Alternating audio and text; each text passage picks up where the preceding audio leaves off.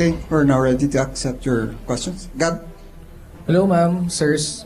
I know that you have spoken regarding the wisdom of knowing when to start talking and when to stop.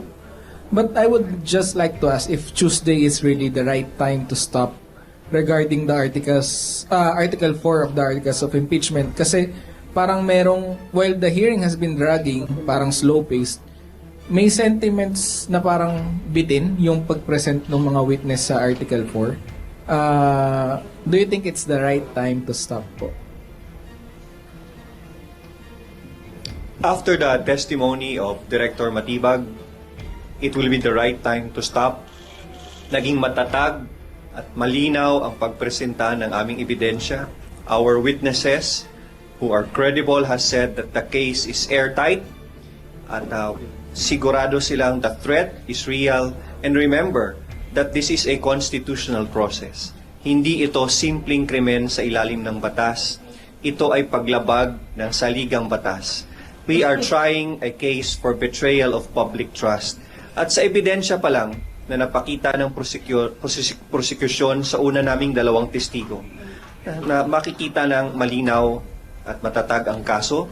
Gusto ko lang sabihin na pagdating ng testimony ni Director Matibag ay matatali na din kung ano pang pwedeng maidagdag para mas lalo nating mapakita sa taong bayan na kompleto at malinaw lalo ang ebidensya namin for betrayal of public trust and high crimes.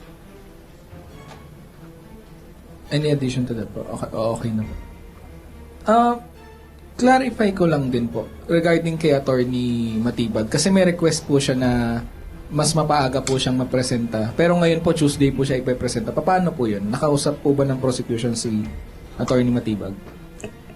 Well, the reason why it will be on Tuesday instead of Monday is because as pronounced by the presiding officer, there will be the senator judges will be given time to raise questions to both the prosecution and the defense. That is with respect to the subject matter of the oral argument, which is the validity of issuance of subpoena of documents, preterm documents, meaning prior to the respondents becoming an impeachable official.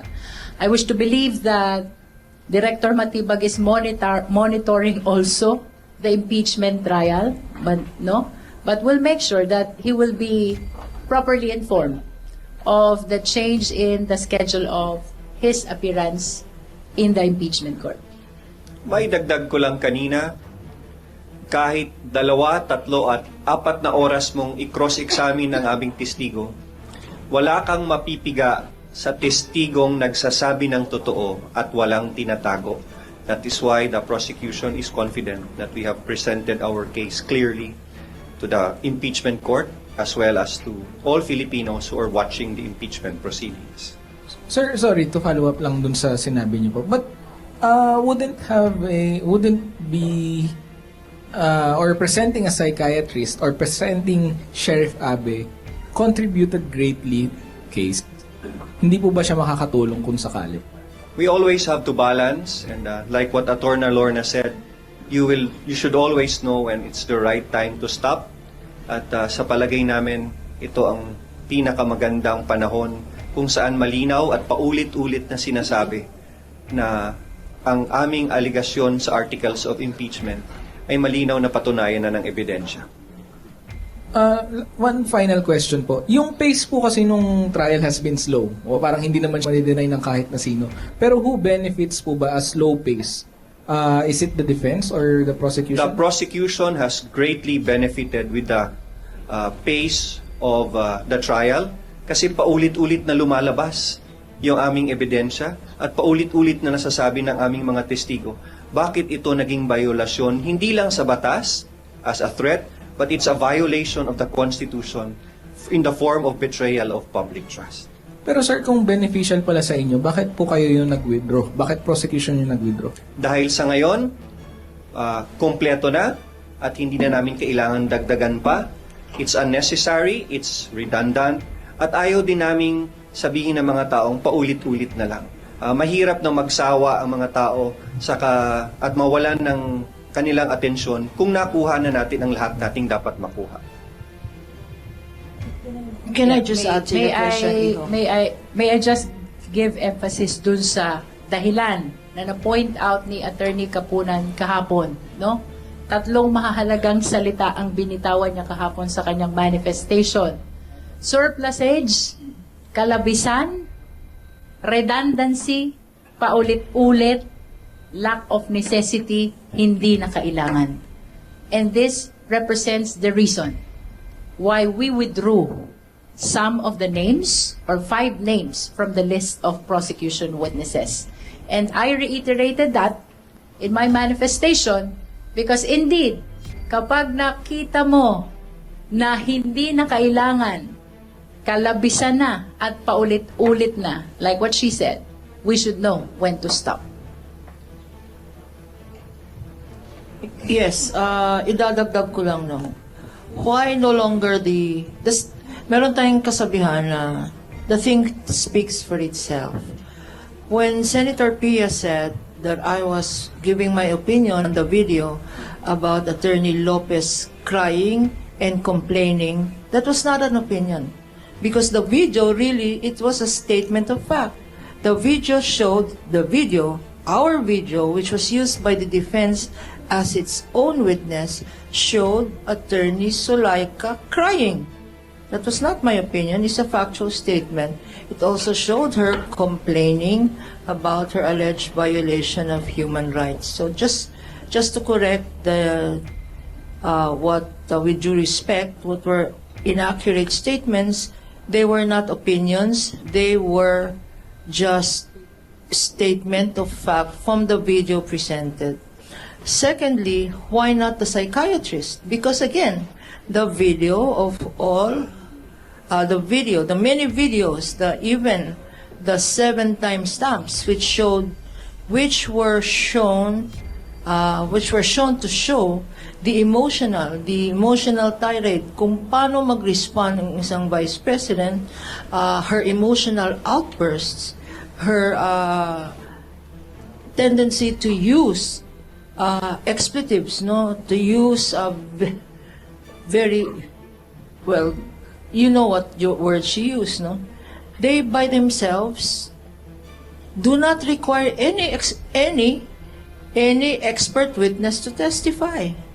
When a person says or reacts that way, do you need a psychiatrist or psychologist to interpret when what you see is by itself self-explanatory? Hence, there's no need to get a psychiatrist or a psychologist to explain what all of you saw, what the whole nation saw. Yesterday and even before yesterday, the sheriff, why the sheriff? Because the sheriff, as Chairman Jinky, the sheriff would have been presented to show the violent tendencies. And you saw the violence, maybe not in actions, but in intention and in the way she expressed herself. When she said, "Pupugutan ng ulo," she said this. Now, do you need, and that's exactly what the sheriff would have attested to, the violent tendencies of the Vice President, which again, as also our chairman, our Kong Noy said, were adequately shown by our earlier witnesses. So, I think it is not fair to the prosecution to surmise that we are overly, parang umaatras na kami, that we are too much limiting. We are limiting the number of witnesses, but understand that limiting the number of witnesses has its own purpose. Because when you have so many witnesses and you open the door to cross-examination, lengthy, useless cross-examinations, you will confuse the public. So you will see eventually why, the reasons why we had did this. As I said yesterday, we submit. We have to appreciate the wisdom of our public prosecutors. And, there. Yun lang po. The testimony of what you've seen, just to summarize, why is it complete? Kasi the first witness, you will recall, was technical, went into authenticity, went into provenance, but could not testify on content of the video. The second witness, Attorney Lotok, testified as head of the Cybercrime Division on the content. Now, the third witness, in response to why only 3 witnesses, would have completed the whole cycle. Maraming tanong sa kay Attorney Lotok, ano nang nangyari? And he would say, dahil meron pang ibang division ng NBI na nagtuloy ng investigation. So, panoorin nyo na lang sa Tuesday, and I'm sure you will conclude, as we have, that with the presentation of Attorney Matibag, the whole picture, the whole narrative will be clear not only to the prosecution, but to you in media and to our people, na kumpleto na ang narrative with the presentation of our last witness. Tama na ang timpla. Kung dadagdagan mo pa ang rekado, baka mag-iba pa yung lasa. So titigil na kami.